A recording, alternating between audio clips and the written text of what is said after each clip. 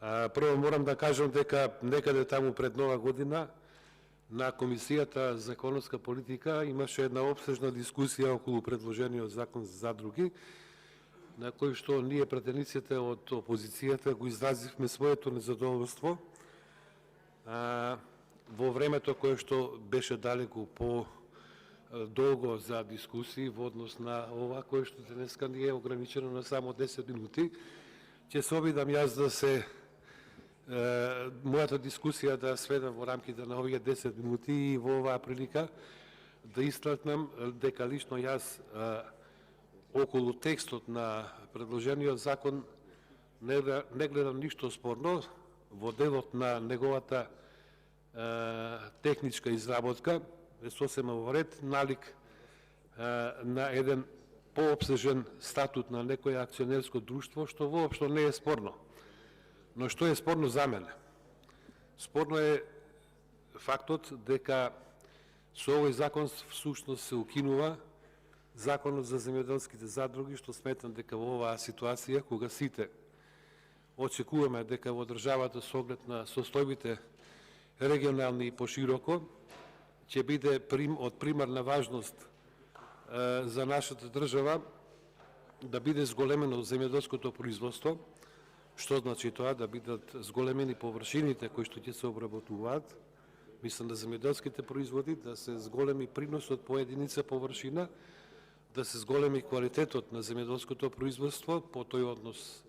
и цената, односно откупната цена,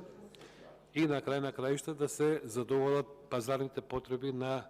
Република Македонија со домашни земјоделски производи во прва фаза, а во втората фаза е зголемување на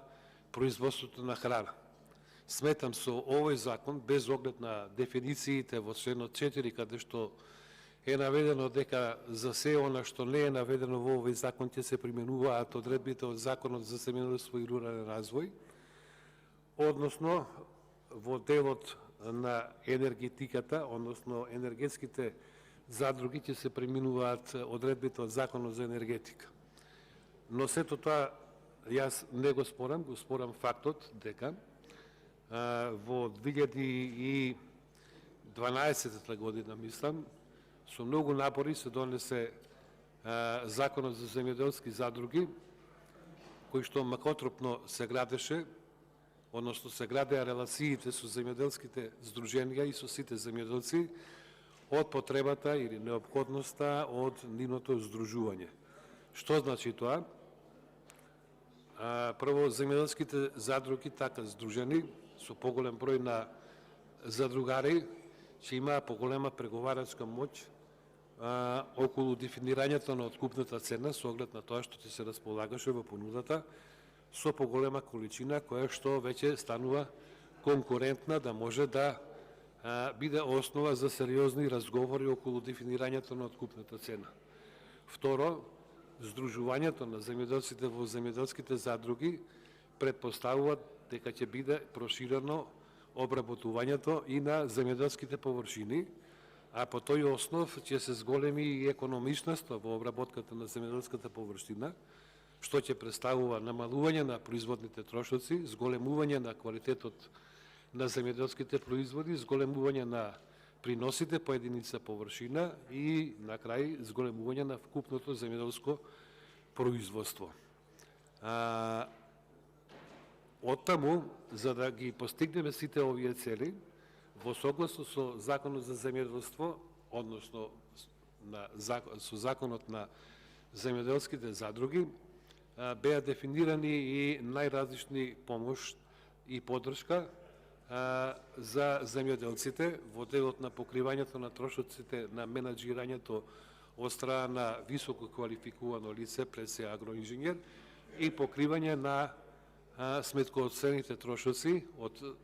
соодветно лиценцирано биро или фирма која што ќе ги врши тие услуги за сметка на задругата.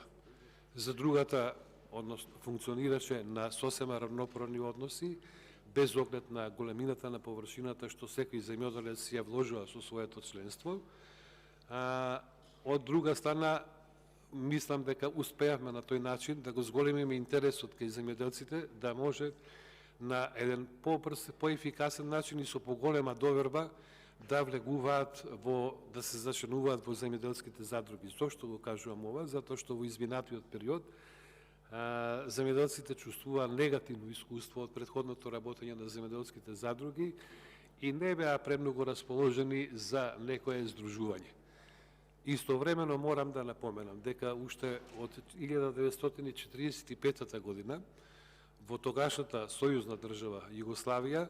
првата земјоделска задруга е задругата Кочо Расин во населеното место Лазарополе, кое што уште во тие времиња постигна најдобри резултати од сите задруги кои што беа понатаму формирани на просторите на бивша Југославија и секако во Република Македонија. Оттаму, како функционирање на земјоделските задруги, ние имаме исклучително позитивно искуство, за да можеме тоа искуство да го преточиме, што и го направивме и со самиот закон за земјоделски задруги и понатаму во неколку наврати неговото дополнување, пополнување, изменување и така натаму, се во интерес на што поголемото заживување на земјоделските задруги и прифаќањето на задругарството кај македонските земјоделци. Сега се ставаме во ситуација да се враќаме назад повторно на стартните основи. Не сум убеден дека ќе успееме да повлијаеме кај земјоделците повторно да преидат во фазата на пререгистрација на земјоделските задруги. Не сум убеден во тоа дека врзостта на овој закон тие ќе чувствуваат и во иднина сигурноста од страна на државата, која што во изминатиот период навистина со солидни финансиски средства даваше подршка на земјоделските задруги, се одеше на тоа да, меѓу другото, тие на многу поедноставен и по-лесен начин добиваат и најсовремена механизација. Оттаму и повеќе од земјоделските задруги успеа да набават и современ машински парк од комбајни, трактори, влечна механизација и така натаму, се во служба на обработувањето на земјоделската површина. Само да се навратам на окрупнувањето на земјоделската површина, придонесе преку здружувањето и бришење на оние меѓи, со што на многу поефикасен начин беше искористена и земјоделската механизација. А по тој основ се намалија и, како што претходно кажав, и производствените трошоци, ама се зголеми и квалитетот на земјоделските производи. И на крај, повторно ќе се навратам, дека на тој начин се зголеми и преговорачката моќ на земјоделците здружени во земјоделските задруги во преговорите со откупувачките компании за висината на цената, односно на откупната цена. Сега со овој закон изразувам крајна резерва дека повторно враќајќи се на почетокот, ќе ја загубиме кондицијата кој што како така ја воспоставивме со работењето и со функционирањето на земјоделските задруги. Со оглед на падот кој што го имаме како тренд во изминатие 5-6 години на намалување на обработувањето на земјоделските површини, намалувањето на приносите на земјоделските производи и на намалување на вкупното земјоделско производство, ова го сметам за уште еден удар врз македонското земјоделство, заради тоа што не го спорам квалитетот на законот и поволноста која што ќе има врз другите организирани здружување, како преку задруги за останатите сфери, пред себе да речем во производството на електрична енергија. Меѓутоа што се однесува до земјоделството, мислам дека се прави голема грешка и сметам дека законот за земјоделските задруги требаше да остане, тој и понатаму да функционира, заради тоа што веќе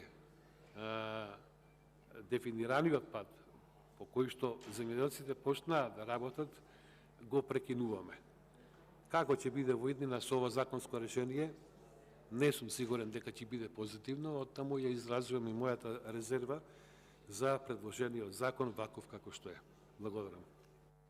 Реплика Маја Морачани.